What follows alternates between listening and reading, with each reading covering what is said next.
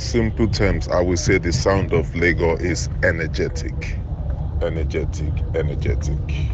and loud. Hopeful, regardless of the challenges that confront them. I would say that's what I find very common in the rituals of the music by the lyrics. Even the sound gives you that energy of hope, regardless of the problem. So I would say the ritual, it's more of aspiration, hope, energy.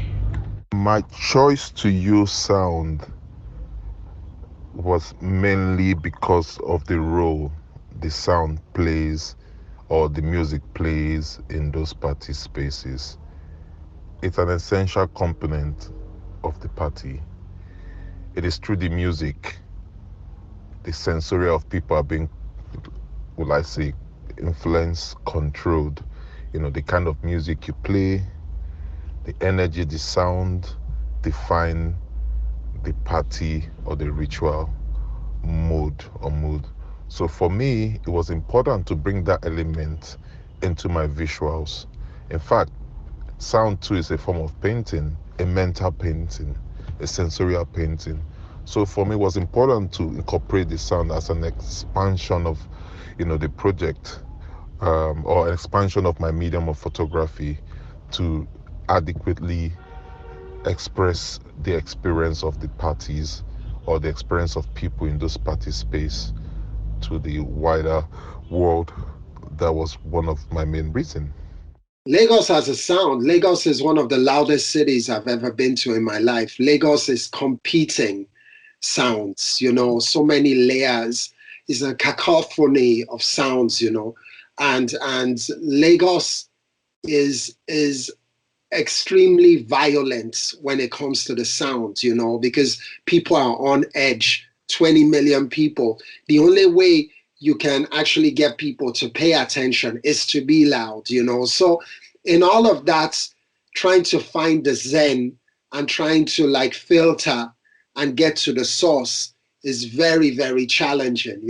For a creative, Lagos is the ultimate muse. And I think people like Kuti, he captured it, and that was something that inspired us as well. So you can work with Lagos and its contradictions, and it's about capturing it as well. Because Lagos is very elusive, as a sound, it's loud and chaotic, as I said, but how do you capture it? And that's what these young kids are doing with the Afro pop that comes from Nigeria. The Wiz Kids, the Davidos, the Burna Boys of this world, that is Lagos. As well as the sound that the Bantu does, or Brimo, or Seun Kuti. So all of this is Lagos, which I think is challenging for Westerners, because you can define probably the sound of Berlin if you wanted to. You say it's more electronic. Paris as well to a certain degree, even Lisbon, or Madrid. But when it comes to Lagos, it is so complex, and that's the beauty. So you have to be open. I don't think Lagos has good enough sound engineers, and all the really good sound engineers are really making money at the concerts. So they're not available to mix sounds at the parties, so that's the problem. It's technical. It's a technical problem. I understand. I understand this. It's a technical problem. Listen, if you're a sound engineer out there in the world willing to mix parties exclusively, come to Lagos. There's a market for you.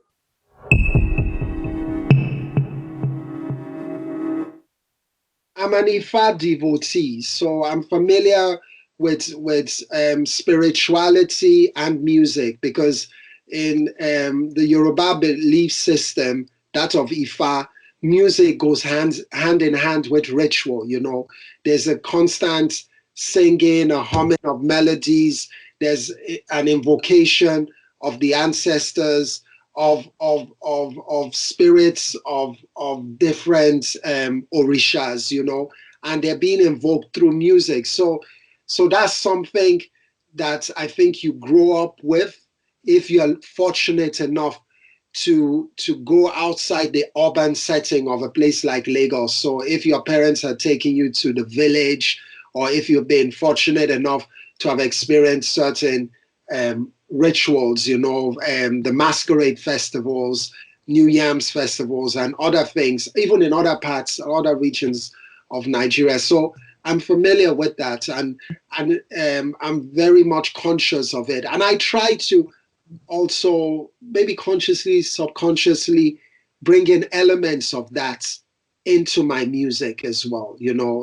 So music for me definitely comes from somewhere spiritual and serves the purpose of human connection. You know, and to a certain extent, we do see ourselves as the medium, you know, the medium by which ancestral energies, ancestral messages are also transmitted into the modern era.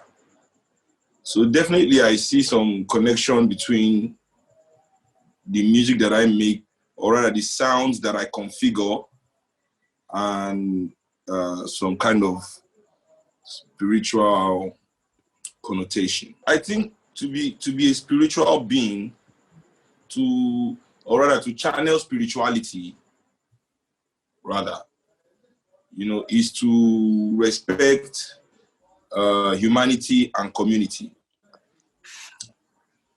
Community being the larger relationship between man and his environment. You know, community is not just the interaction between people.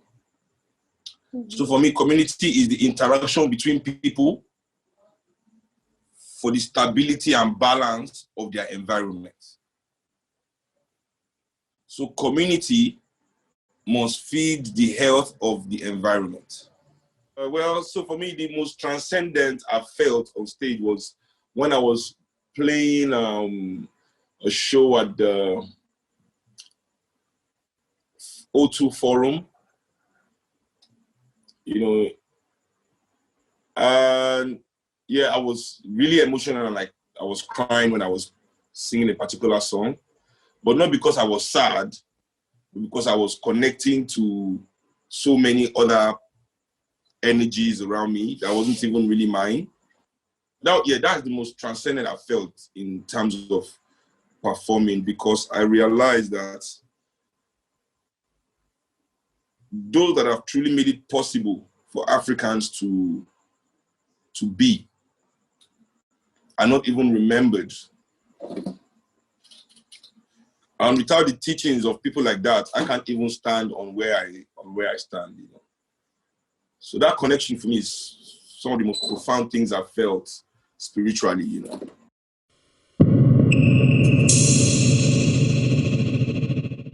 Lagos is a city of party.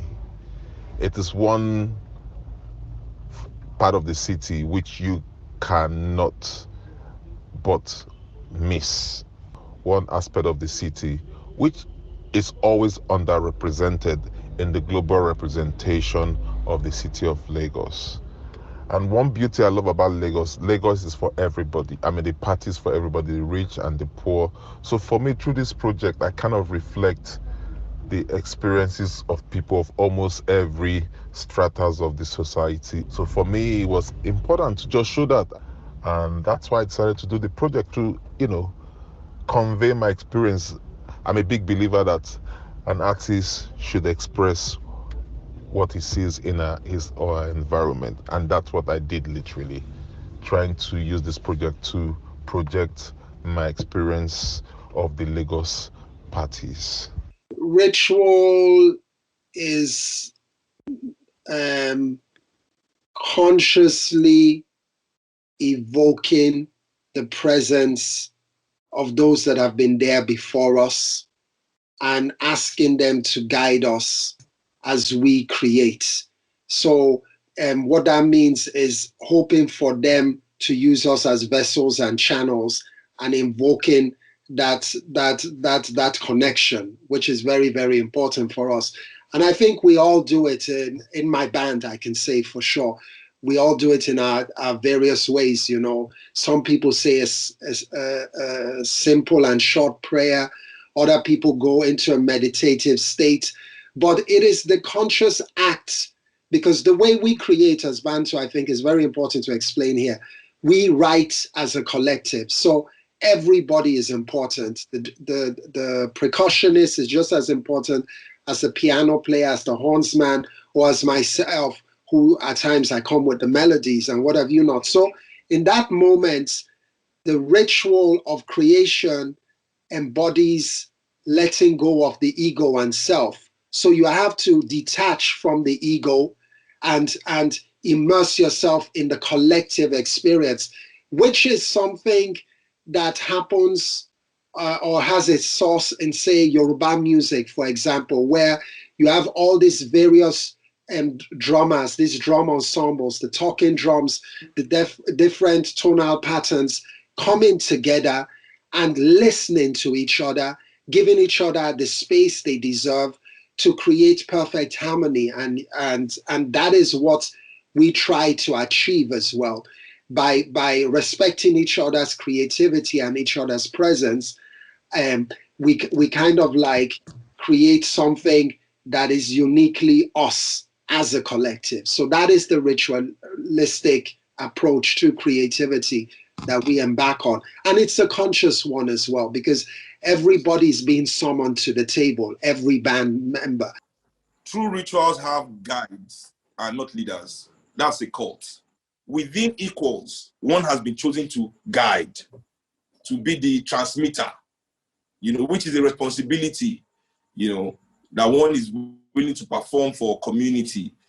Now, one must not mistake the authority that the community has given you, which is what is happening in our communities today, where people mistake the authority that community has given them as their own personal authority, thereby using it to abuse both humanity and nature.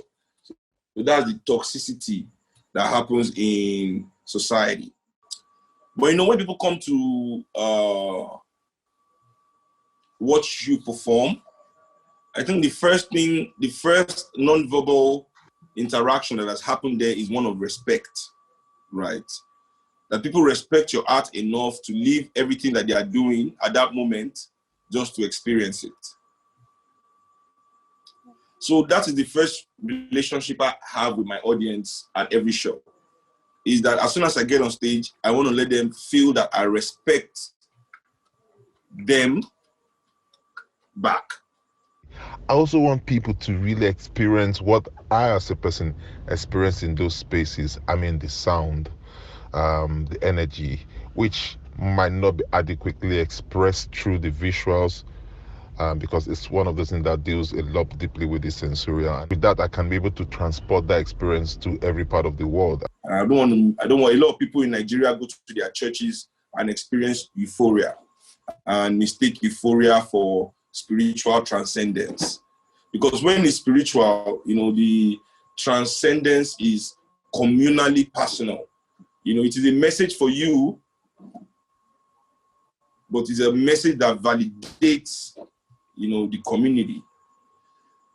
But what I realize about Western religions is that whatever message they get only validates them, while negating the rest of community, The blessings are personal.